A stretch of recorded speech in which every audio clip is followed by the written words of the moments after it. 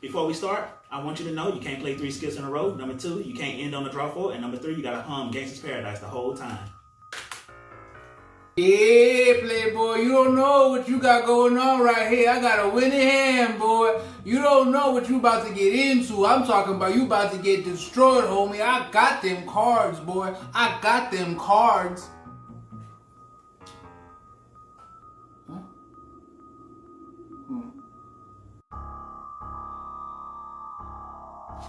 Oh no, bitch. For real, bro? That's all you got? Alright, check this out. Boom, reverse. Pick up 2. Pick up 2 again. Pick up 4 with your bitch ass. Skip your ass. Pick up 4, Uno bitch. Reverse. Game over. That's some bullshit. Ain't no way in hell you had all those cards. You had 3 skips in.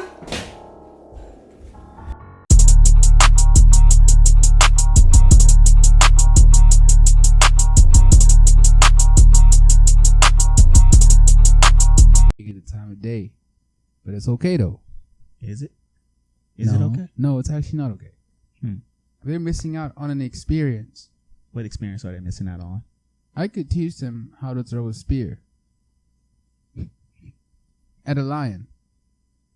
That's very useful skills. It is. And they don't want to learn how to throw the spear? No, they don't, because they're too busy being thoughts out here in these streets. They don't want to learn how to throw the spear because they're too busy trying to throw that back. Ladies and gentlemen, welcome to the Culture Clowns episode 8. Yes, welcome. Yeah, that was funny. I'm your host, M. Kennedy, and he is Jay Combs, aka Mr. J Stay Saucy. That's JayStaysaucey. That's right. At Instagram.com. That's right. And you want to go and give them your shit? I'm sorry, I'm not gonna cuss this episode. It's PROD period BY period H period M period T, brought by HMT. That's where you can find me.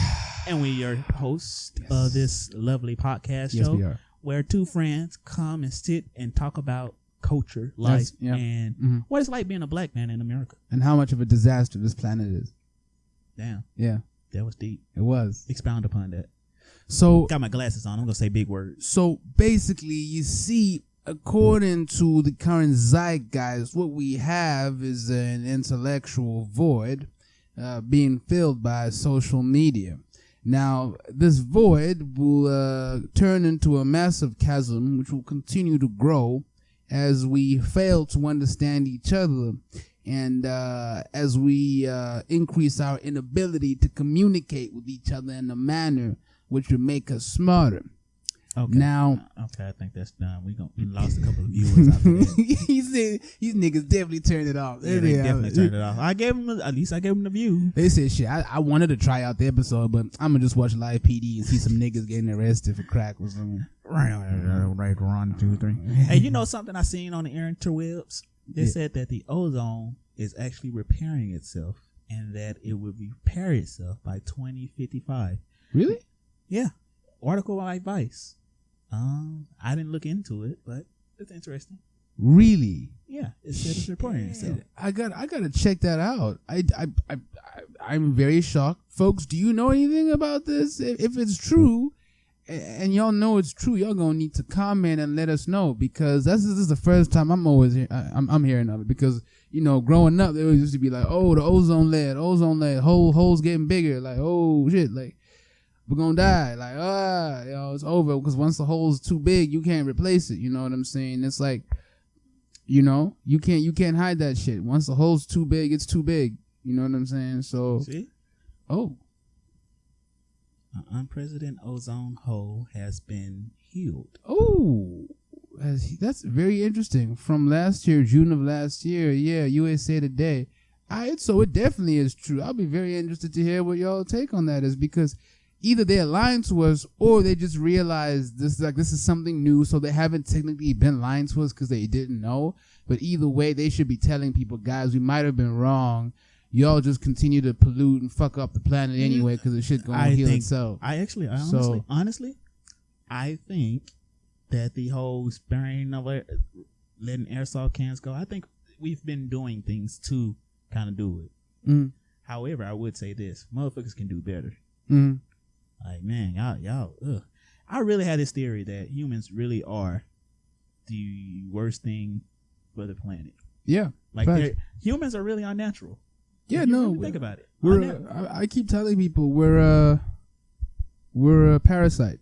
Yeah. If you, because I personally think of the planet as like a living entity, like an actual living organism. Like that's personally how I've thought of the planet for a while. So it's like, okay, cool, you're gonna have a parasite live on you for a while until it gets to the point where it actually is causing you harm. Like there are plenty of animals out there that'll allow a smaller insect or whatever on it because it actually has benefits to have that insect or whatever the animal stay on you. But then the moment it actually becomes like a parasite, like it starts draining more blood than usual, or something happens, then it's like, then it needs to go off, and the animal will try to remove it. You know what I'm saying? So I feel like it's the same thing with us. Like we're overindulging too much as these parasites, and so the planet is going through the motions to kind of be like, all right, some of y'all gotta. I'll be honest with you. I think COVID was.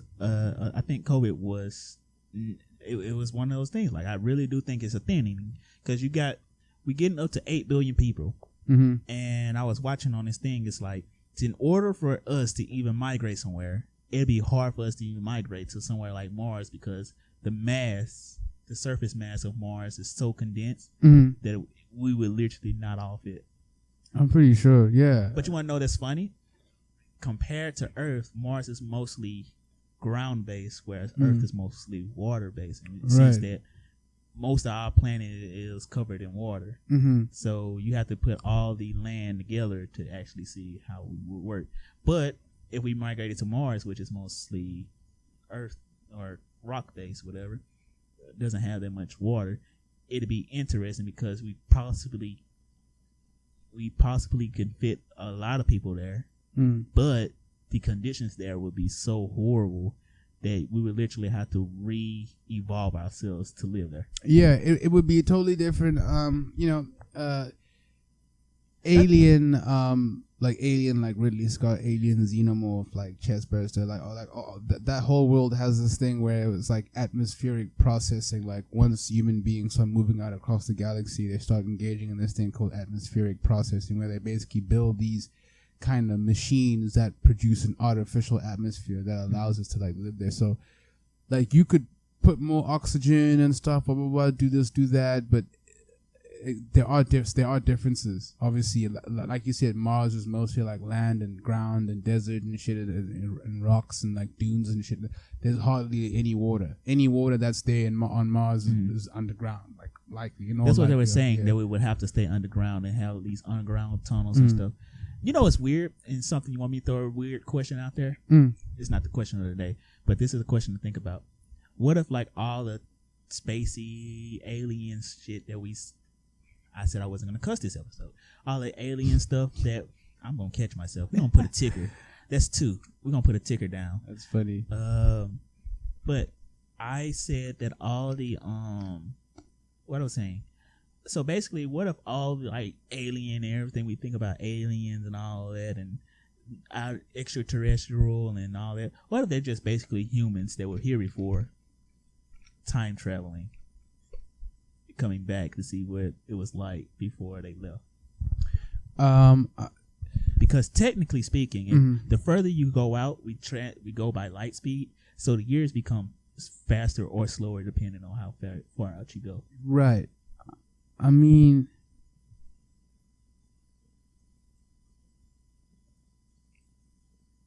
as far as I know, if you like leave Earth and you go somewhere, like let's say you travel deeper in space, you travel light years and stuff, you're never going to be able to come back to the same point. Nope. Time would have changed. For you, time would work differently on that ship, but let's say you travel into deep space, whatever, and then you come back after 2 Earth years. It's possible that the Earth time may have moved forward on Earth by 40 years or whatever it is, or even went back. Like, my question is basically, what if it's advanced civilizations that came from Earth that went out and then came back, and they went out, got even more advanced, but they came back. And so our perception of what aliens would be are actually ancient humans that just went and got evolved and stuff like that and came back to Earth. That would be very interesting. I think that would be a really cool prospect, but it's just there's like no.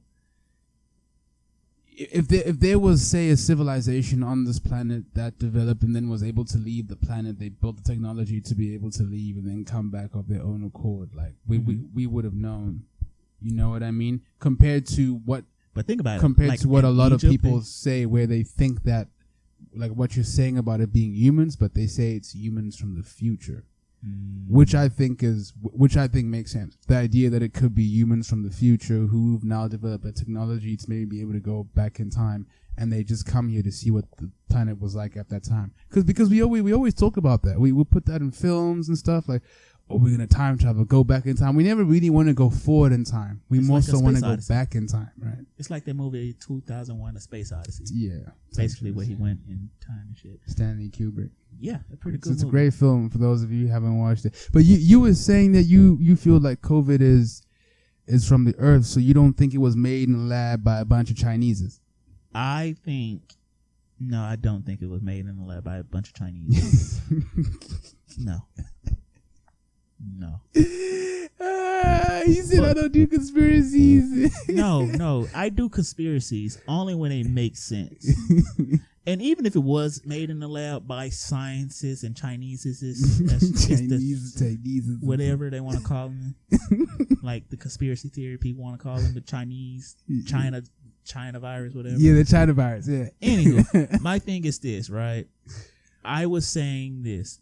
Even if it was made in the lab, I feel like it happened for a reason. Nothing in life happens just because. And I feel like it's one of those things where Earth is trying to heal itself. Like it's sending, so maybe COVID is its antibodies trying to heal itself and trying to, because we're becoming 8 billion people. It's getting closer and closer to 8 billion people. Resources are starting to dry up, and it's like, how do you replenish yourself after that? And so I think there's going to be another mass thing. Because at some point something's going to break. Some mass calamity is going to happen. It's crazy. We can't sustain. Because at the rate we're going, we can't sustain ourselves. Yeah, we can't. The Earth can't sustain us. People don't understand. People are always like, oh, well, there's lots of land on this planet. If you look at population distribution across the planet, there's lots of like open space for human beings and stuff. And I'm like, no, that's not the issue. The issue is actual resources. It's not just about the land. It's actually about water. It's about habitable land, because there's lots of land, but there's plenty of land that isn't habitable. You can't grow anything on it. You can't. It's just not land you can live on. You know what I'm saying? So it's like, no. You know what the problem is? The problem is this: even if we find inhabitable land, whatever, right? It's what happens when you move to those lands and then you keep going over and over. And then you take all the resources from it, and you strip it of everything that was beneficial. So it happens, and so basically. Another thing that I was watching is like these extinctions, the great extinctions throughout the century, throughout centuries on Earth. And they're saying now we're in the 6th. It's like it was 5 before, and now they're saying we're in the 6th because it's like so many different animals are dying out because humans have, through the Industrial Revolution, from the Industrial Revolution over to now, it's multiplied by 1,000 how many species, like in terms of species, have died percentage-wise. Facts. And so it's, you see that with the species dying, and then so okay, you say, all right, Darwinism, everything, battle of the fittest or whatever you want to call it. Yeah, survival of the fittest. Yeah.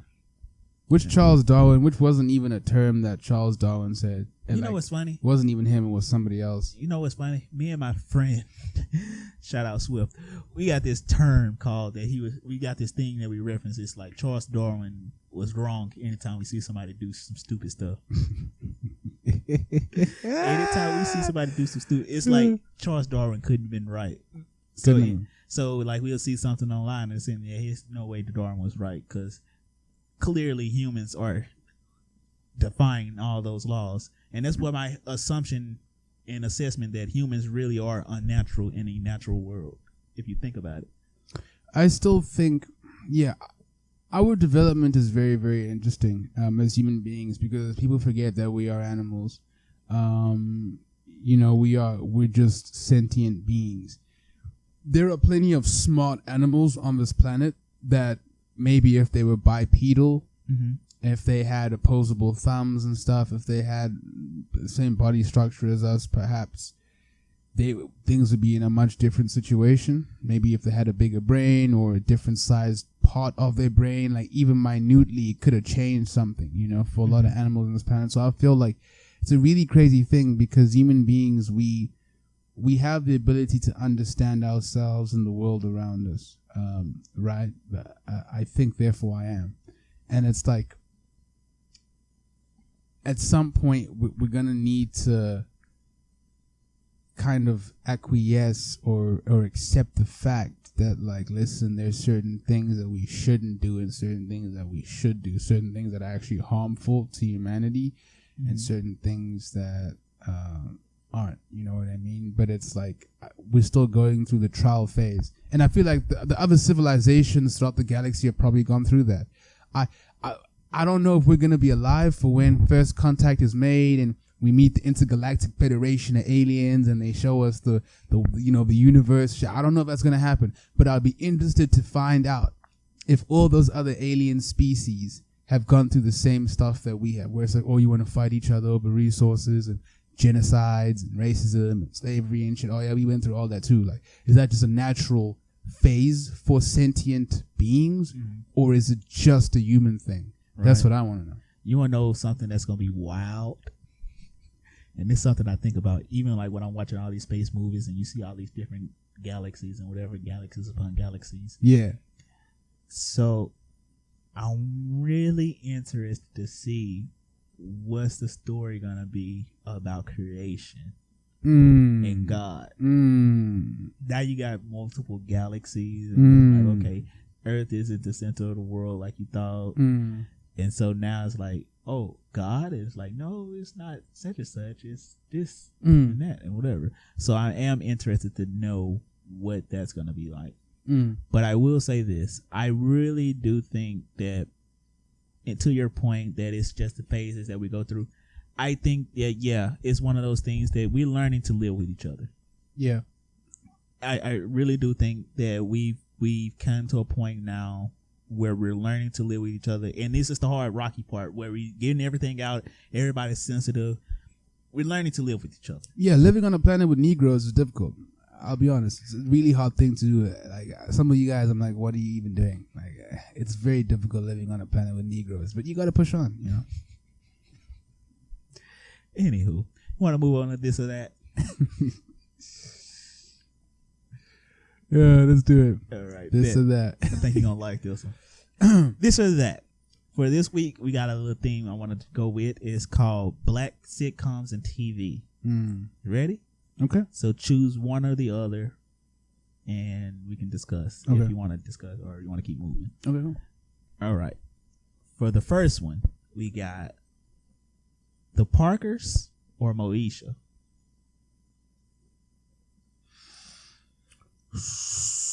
I'm going to go with Moesha.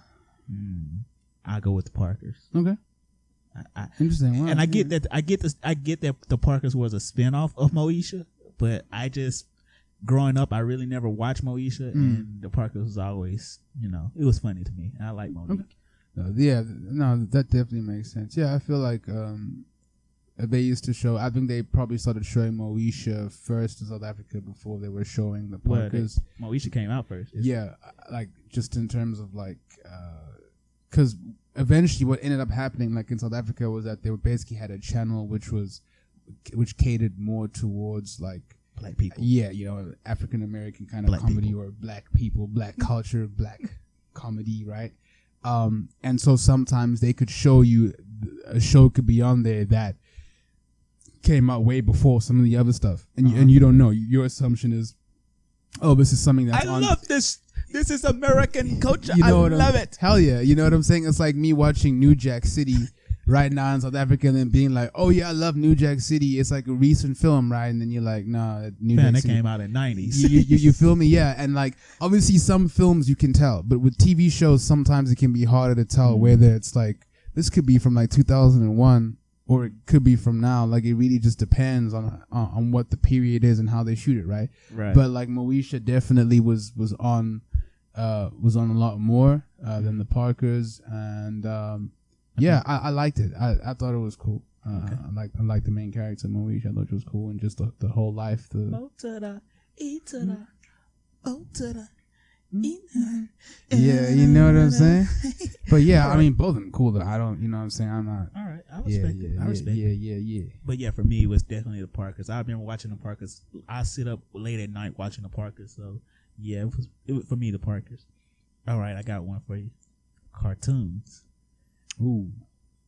The Proud Family or the Boondocks?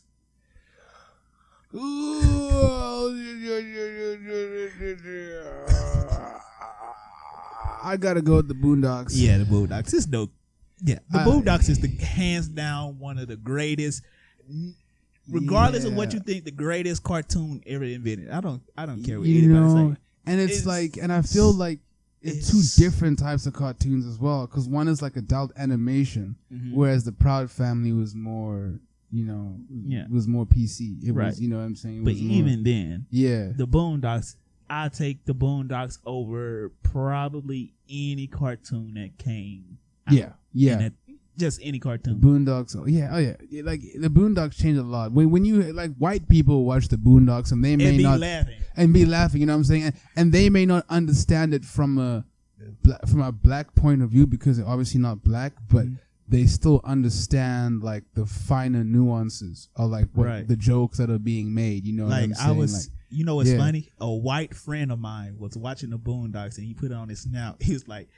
So he's tall, and so you know that garden party episode when he was like, "Yeah, Ronald Reagan," he goes on his rant. Yeah. And then you got the white girl. She's like, "Oh my God, no!" He's like, so he put on his snap. He was like, "Anytime somebody tells me I'm tall," it's like, "Oh my God, no!"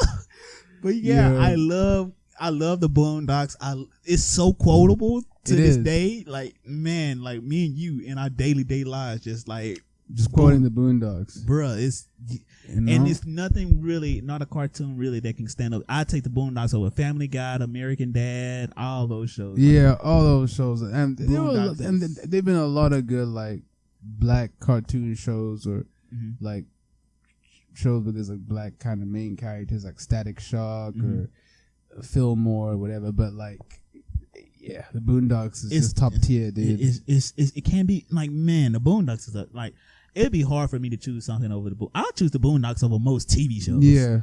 Like just in general. Just in general. To be over live action shit. I fully agree. Actually, to be honest. You ready? Yeah. I got another one. Family Matters or Everybody Hates Chris. Ooh. I fuck with Family Matters. I really do. I like Family Matters, but Everybody Hates Chris is just. I just love the characters in Everybody Hates Chris, dude. From Julius to Rochelle to Ruski to. I said it here. I concur. Yeah. Everybody Hates Chris is a better show than Family Matters. It really is, dude. It just is. Chris, everybody hates Chris. This 2 cents worth of milk on this floor. Somebody better come drink it. Yeah. What's that dude's name? The kind of old man who Kill moves.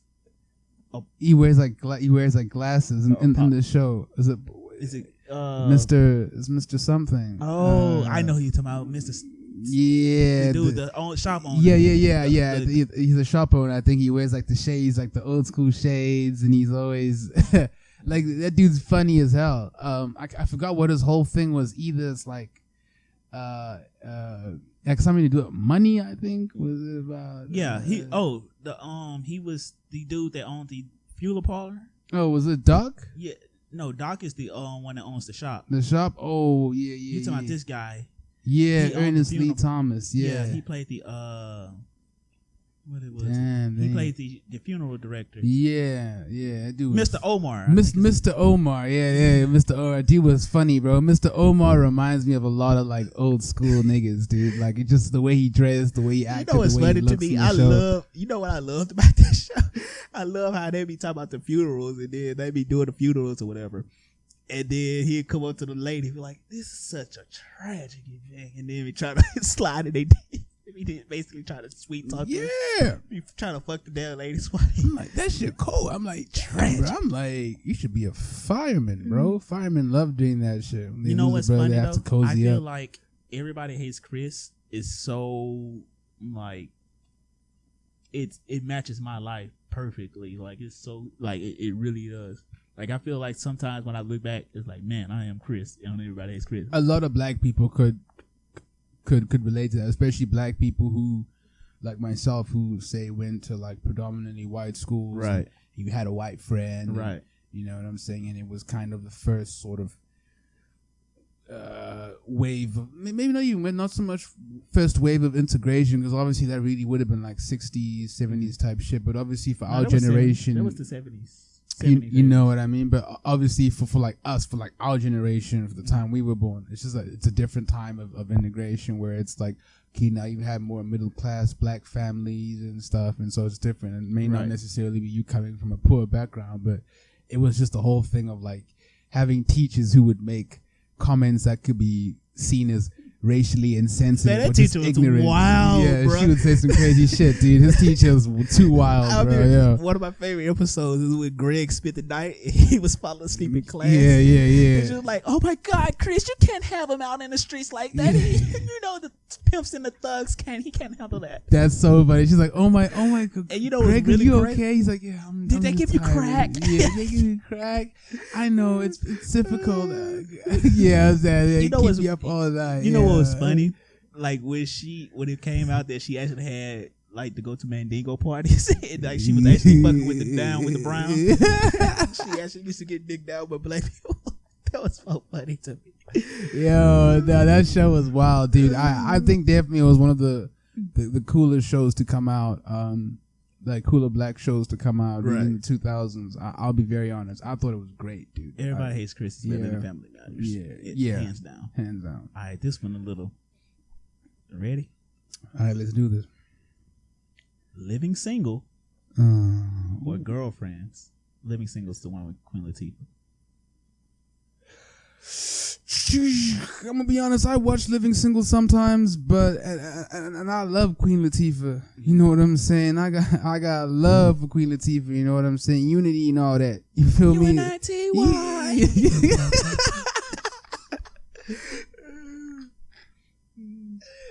No, I have love for Queen Latifah, but my mom watched Girlfriends a lot when I was young. Girlfriends.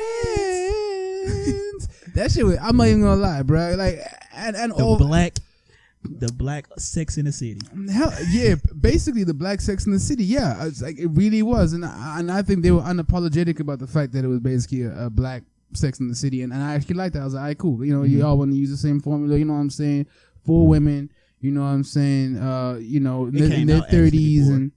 I think it came out before. Before Sex in the City? I think, or it came out right around the same time. I don't remember. I think it either came out right around the same time or it came out after. Yeah. Let's actually fact check that. Ladies and gentlemen, we are going to fact check whether Girlfriends came out before Sex in the City or Sex in the City came out before Girlfriends. Because both the shows were very similar.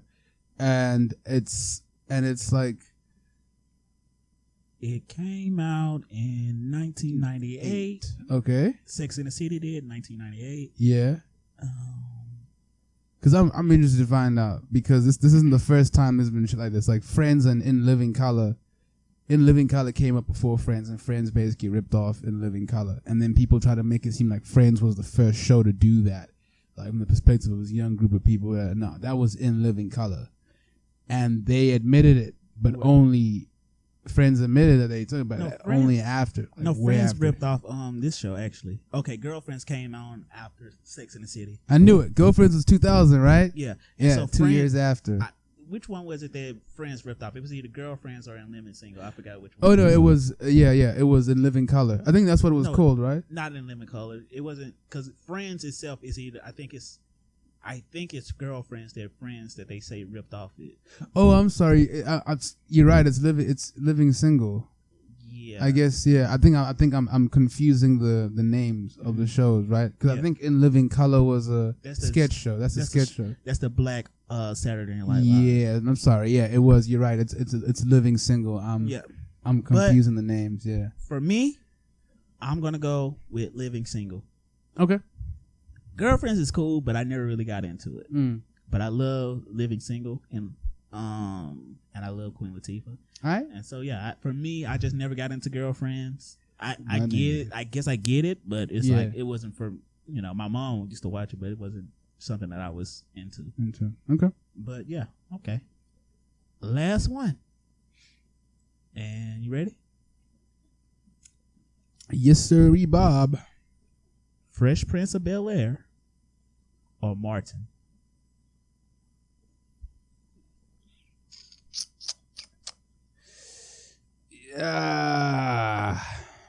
Yeah, you know what? I'm gonna be very honest here.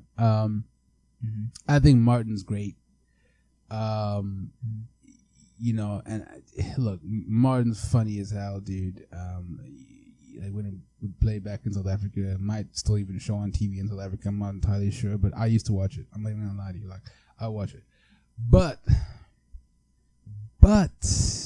I gotta give it up. It's my man Will Smith. I gotta give it up to Uncle Phil. Look.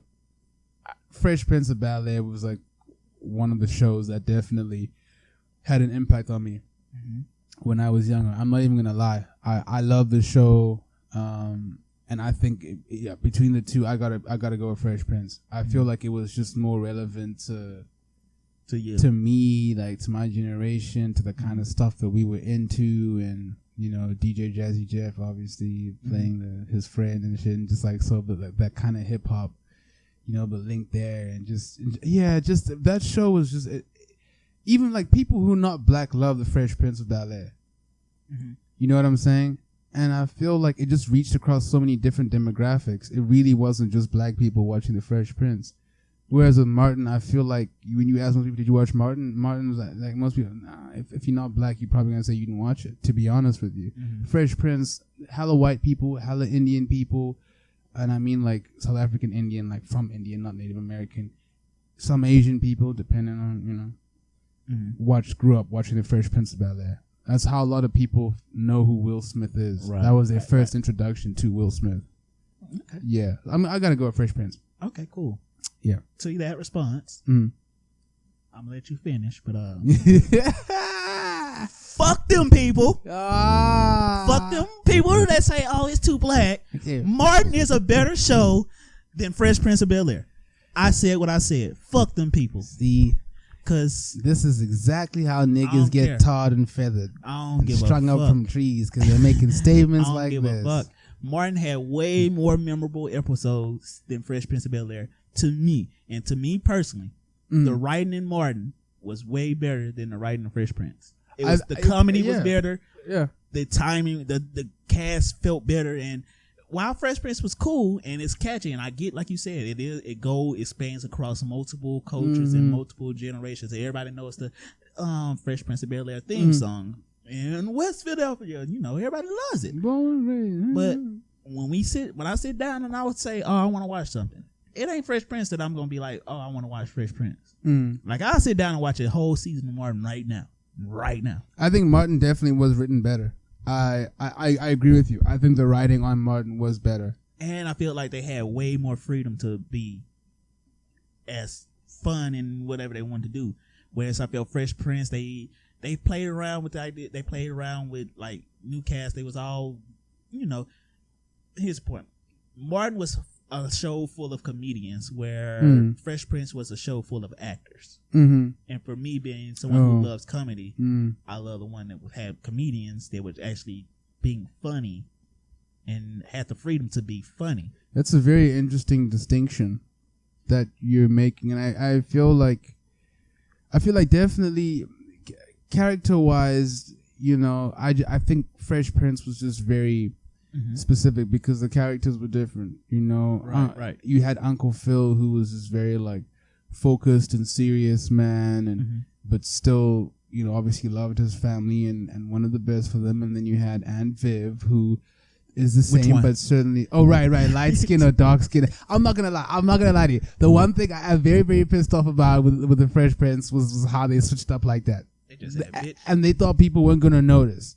You've changed a whole dark skin character to a whole light skin character, and you think that people are not going to notice or aren't gonna be like, that's a bit strange, considering dark skin Aunt Viv was the better Aunt Viv. She was. Dark skin Aunt Viv was the better Aunt Viv. Light skin Aunt Viv just didn't have any presence. You can say this though: when dark skin Aunt Viv left, what's her name? I'm gonna get her name. Felicia Rashad. Is it Felicia Rashad? Yeah. Okay. If I'm not mistaken, but I think it is Felicia Rashad. Yeah, I think that's her name. She was the better one. She was hands down the better one. It was Janet Hubert, and Janet Hubert is her name. Was she she's the original? Skin. Yeah, the original one. So then who the fuck? So was Felicia Rashad the Felicia Rashad one? is from what's it called? Felicia Rashad is from the Huxtables. Okay. Oh, it said Daphne Maxwell Reed was light skin and Viv. Okay, I see. Yeah, Felicia Rashad is the Huxtable. It's Claire. Oh, it was Claire Huxtable. You're right, from the Cosby Show. Yeah, fam. Shit. See, I'm confused. This is what happens when you get older and you be smoking too much. Your brain cells mixing things up. How you mix up Aunt Viv and Claire? I mean, to be honest, they kind of look the same. They look similar. Just a little. But I will say this: the show did take on a different tone when they switched. They did. You could see the tonal switch of the show once they switched. Yeah. But I will say this: like I said, Martin is a better show than Fresh Prince. It's way more. It was even way more entertaining as an adult now watching Martin, and even then, like the jokes are more. They're not nuanced, they're more cultural based, and then you can catch those jokes even now as an adult, whereas Fresh Prince of Bel-Air was more kiddie. Yeah, PG. it was. They kind of stuck to like, this is public, this is gonna be national TV, do certain things. Martin was raw, and the jokes they hit harder because you actual real life. Like the episode when they went to the one of my favorite episodes is when they went to like the haunted mansion. That whole episode is like, when I think of who did it, that's what I think of when I think of those who did it stories of where you get locked in and you got to figure out who's the killer and whatever. And types, yeah. So Martin is like the bar when it comes to like sitcoms. Martin is the show. I'm not surprised that, like I said, definitely was better written, and I'm not surprised because I feel like, obviously, coming from the comedic standpoint, when you were able to have that input, you know what I'm saying. Whereas Fresh Prince, they obviously had a whole writing team, and I'm sure Martin had a writing team, but again, Martin Lawrence was more instrumental in deciding what the dialogue was going to be, what the action was going to be like, what he was going to do. He definitely had more free range than Will Smith, who really has to share screen time with the rest of his family, and they have to kind of adhere to certain things and about their characters, and I definitely feel like they definitely have more freedom in Martin, and the writing was better for sure. You know what I'm saying? I can totally understand that on a real note. But I get it from your perspective too. Also being from South Africa, Martin didn't really transfer well across the world because it was centered around black people, and they didn't really market black shows like that.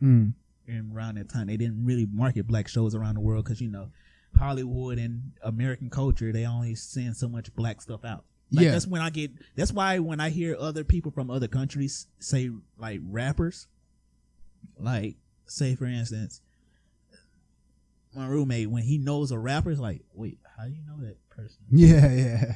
And the funny is because I know his roommate, so it's funny, like when Brian like says something and you're like, wait, you know about that? Like it kind of catches you off guard. And then that's the thing, like he's the furthest thing away from any kind of like rap music, hip hop, anything. He's like very pop. He thinks of American culture as white American culture, which is cool, I get it, because that's an American export. They don't really export black culture now, but now they're doing it now. I guess you could say because black culture is taking over everything. Because like, it definitely makes sense that in South Africa we would grow up watching Martin, whereas I don't think you would grow up watching Martin if you were born in Argentina.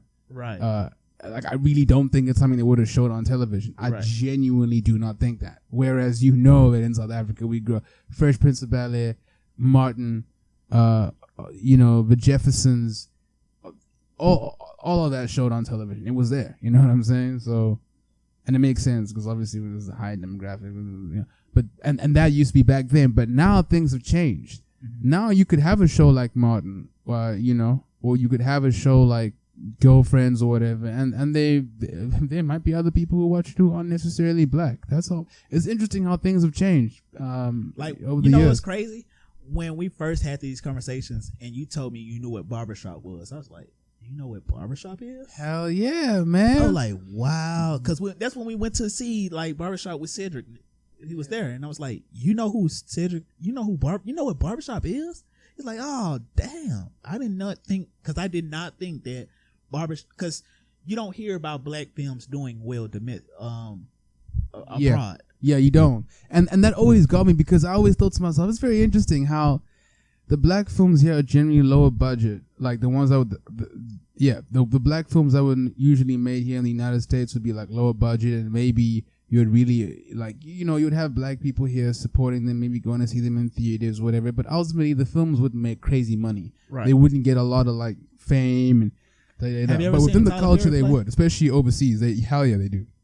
Have you ever seen a Tyler Perry play? A Tyler, like one of his plays? Yeah. No. Okay. I've never seen it. Would you watch a Tyler Perry play? Have you seen a Tyler Perry play? I've seen all of them. Really? Yeah. There used to be a black man, any kind of family gathering, anything that's gonna be playing. I'm not even gonna lie. Tyler Perry, Tyler Perry plays are the first plays that I ever watched. That's interesting, because his films, I'm very well acquainted with his films. They all the same, but yeah. And to be honest, there's only one Tyler Perry film that I feel sets itself apart from a lot of his other stuff. That's Diary of a Mad Black Woman. He's never going to be able. Girls with Idris Elba.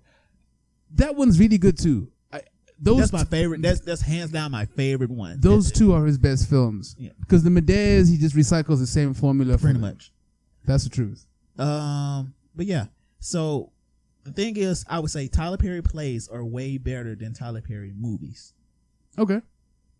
I believe that. I believe. But I would also say this: I wouldn't recommend a Tyler Perry play to any of my white friends or anybody that isn't from said culture, because you wouldn't understand a lot of it, so it wouldn't be good to you. Like, for instance, I would not recommend a Tyler Perry play to my roommate, because I knew he wouldn't like it. That's interesting. Do you mean that in the sense, because you say obviously they wouldn't understand it, like in the kind of general sense of like, because there are cultural nuances and certain things that you wouldn't get it. You wouldn't get why it's funny. Okay. Because there's certain things in the play, like it's certain things. For instance, him being this big like lady and flopping around and stuff, and all the bang loud and all that, you wouldn't get the funniness in these situations like you would if you were from the culture, if you actually knew people who would like that. That's true. It's like somebody bringing potato salad or coleslaw or whatever with raisins in it to a cookout. We as black people gonna be like, yo, what the fuck, you can't do that. Like, niggas will clown you for it. You ate a pumpkin pie. Other cultures may not. To be honest, where I'm from, we don't have pumpkin pie. That's like not a thing. That's why I tried pumpkin pie out once, and it was at Thanksgiving, my friend's Thanksgiving, which they invited me to. So I couldn't be like, no, I'm not gonna try the pumpkin pie. I'm trying to be respectful. You know what I'm saying? I've never had it before, so I would. But I found it interesting that, and obviously was confirmed comments that niggas don't eat pumpkin pie, which is interesting. So what do niggas have against pumpkin pie? It's like you guys don't even want to touch it. It's like a job application. Like, you're just like, no, we're not gonna, nigga, because we don't eat pumpkin pie. The fuck? That's like asking a nigga if you want a casserole. What you got against casserole? Yeah. You know what? There are some casseroles. No, I've never had it. Have I ever had a casserole? Well, It depends on what you call a casserole. Because if you call chicken spaghetti a casserole, then cool. I eat some chicken. I eat the fuck out. Strike 3. Yeah, I got you. Chicken casserole. I definitely eat some chicken casserole, chicken spaghetti, but I don't count that as a casserole. I like all that green bean, string bean. Yeah, I'm not eating that. People don't eat that. That's funny. That's like, it reminds me of Soul Plane with Kevin Hart, where the lady like asks him, "What would you like to have, sir?" And he's like, "The chicken, please." And she's like, "Oh, I'm sorry, we don't have any chicken left." And then he's like, "Well, then why would you ask me what I want if you don't have any left?" And he's like, "Okay, give me the stroganoff." And that shit's like boiling and bubbling. I'm not even gonna lie. Every time because of that movie, every time I hear stroganoff, I immediately get the bubble something queasy in my stomach. I'm like, ugh. Yeah, it's affected me since I was young, dude. I think the same thing to myself. Because like, all I get is this picture of like this just brown thing.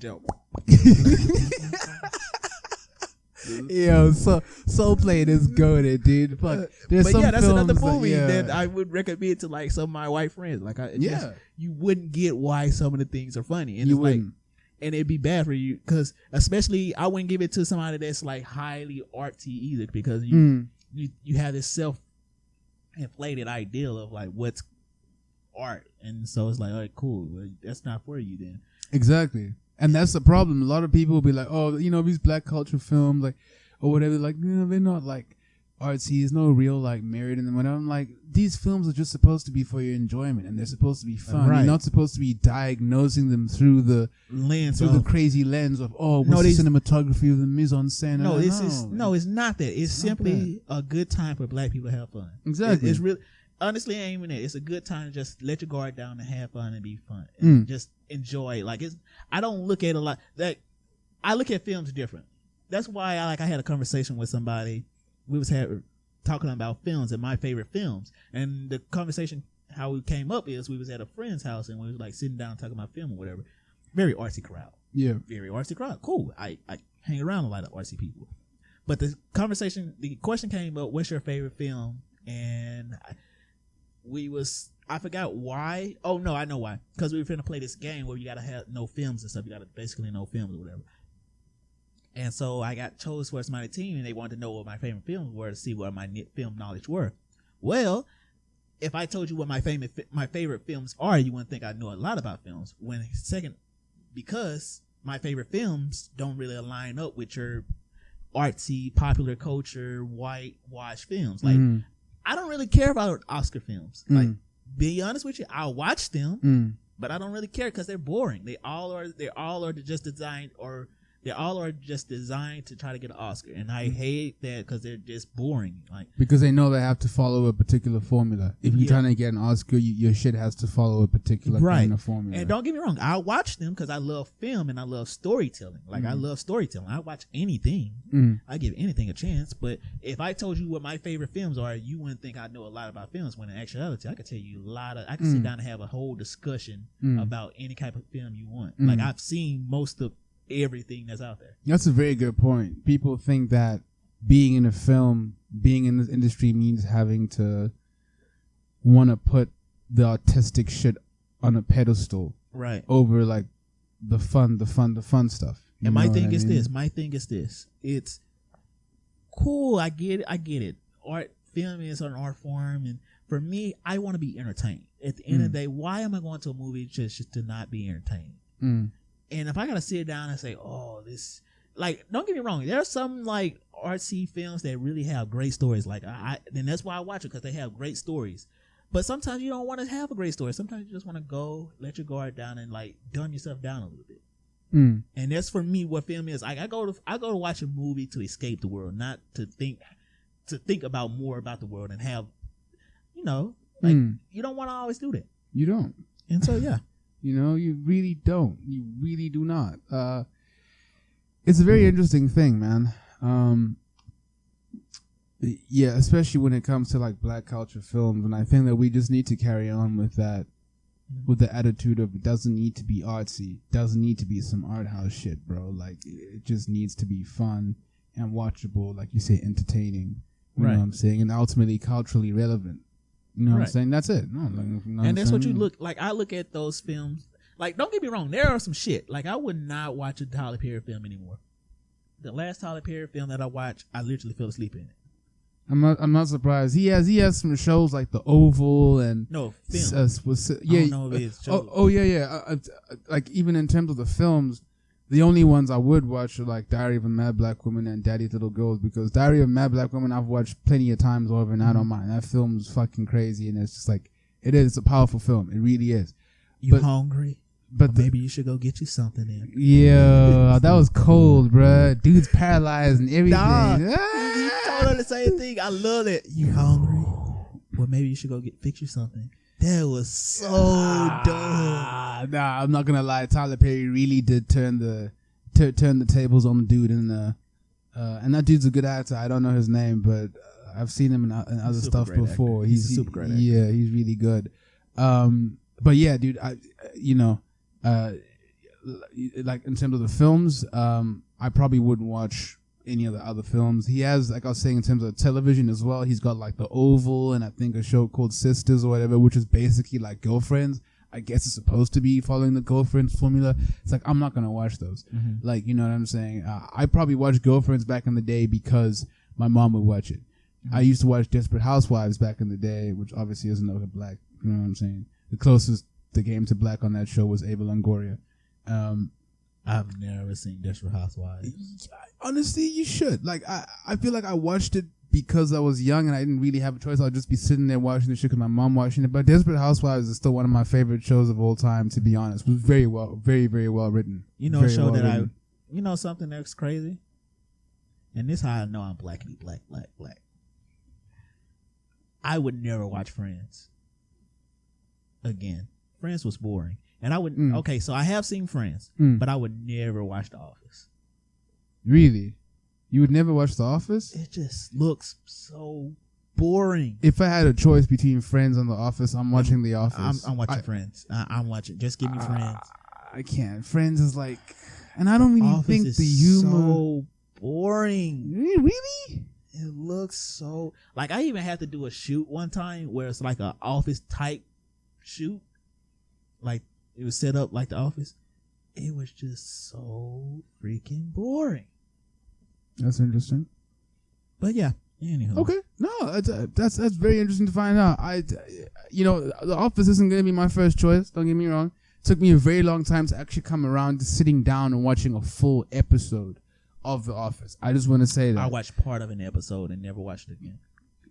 Whereas with Friends, it's like I could put on an episode of Friends and I'm gonna fall asleep, or I'm gonna put on something else because I can. I don't feel like it was funny at that. Maybe people found it funny at that time, but I just don't think it's funny, and I feel like it's not even like the humor hasn't aged well. Like I just don't think it was ever funny. Like if it was funny then, I don't think it's funny now. So the humor hasn't aged well, and it wasn't well at the time. That's honestly what I think. I just feel like people would just hyped it up because Jennifer Aniston was on it, and you know, Matt LeBlanc and David Schwimmer and so I just got an idea. Yeah.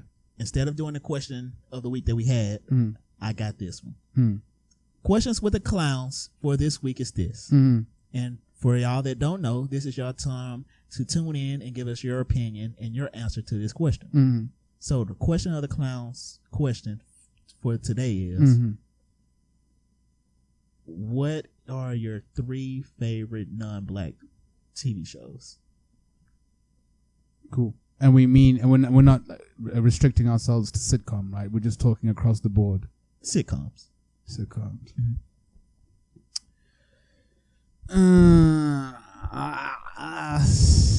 3 favorite non-black sitcoms. 3 favorite non-black sitcoms. Oh boy. Yo, this is tough actually. In terms of sitcoms,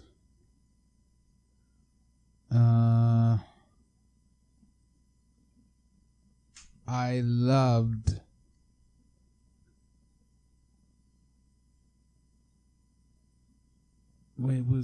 was My Name Is Earl a situational comedy? It doesn't matter. Like as long as it's a TV show, like not like drama series. Just a comedy or something like that. Comedy. Yeah, I would say Scrubs. Oh yeah, I would say Scrubs. My Name is Earl. And the third one. Ooh, this is actually I would say Scrubs. My Name is Earl, and then the third one for sitcom. Damn,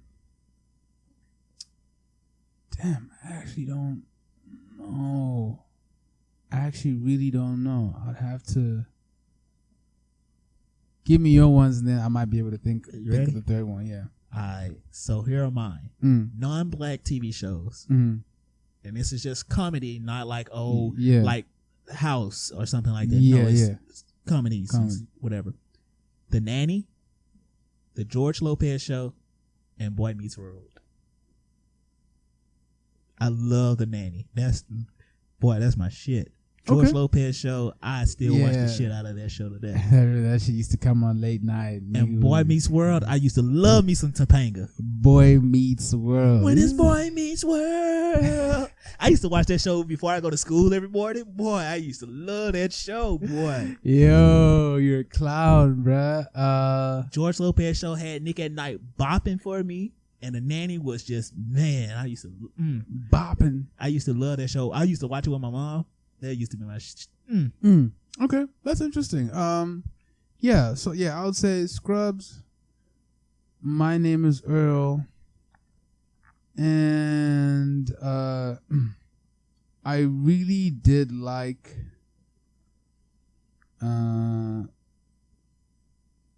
War at Home. What's that about? It was the one with Michael Rappaport.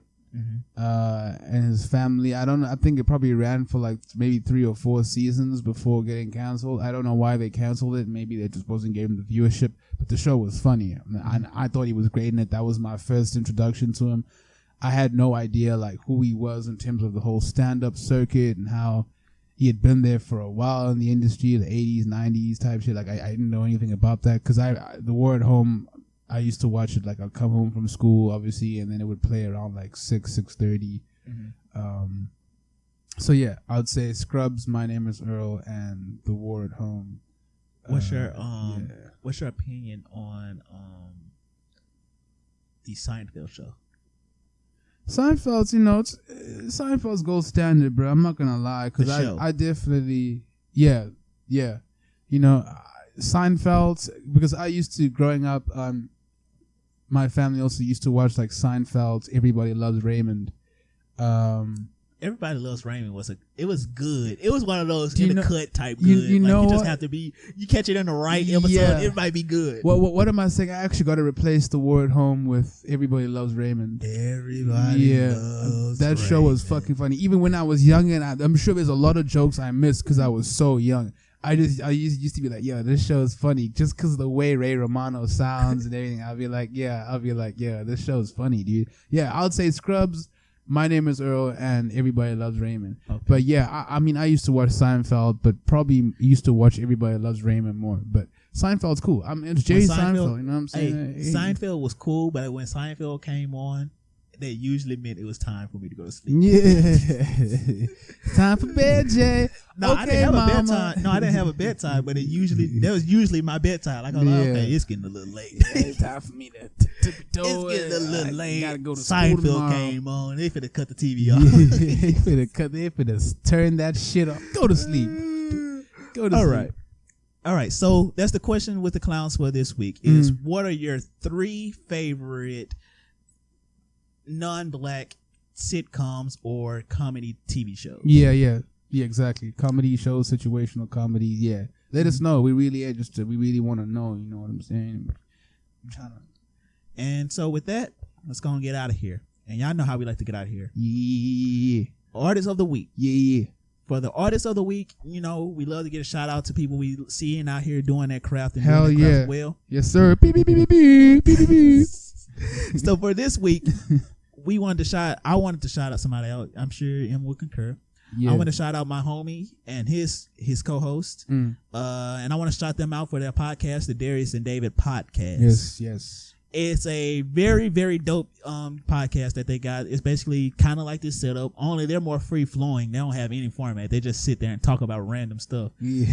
But it's so funny and it's so interesting. Yeah. Like I frequently watched it every week. They drop every Monday or whenever they shoot. They don't have any set schedule. So you can find them on Spotify, Breaker, Apple Podcasts,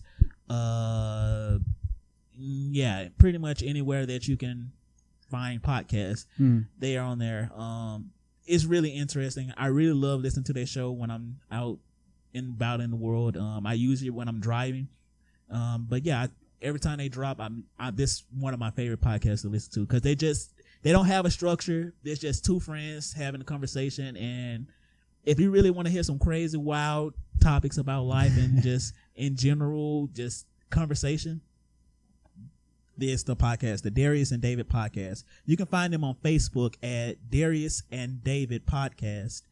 Yeah, definitely hit them up. They have great conversations and yeah. Please do support them. Please do support them. You know what I'm saying? We always try to put people on. And they play off each other so well. Yeah. They play off each other so well. And so yeah, Darius and David, I want to give y'all a shout out. Shout out Darius and David. With that, Culture Clowns, we out. Peace.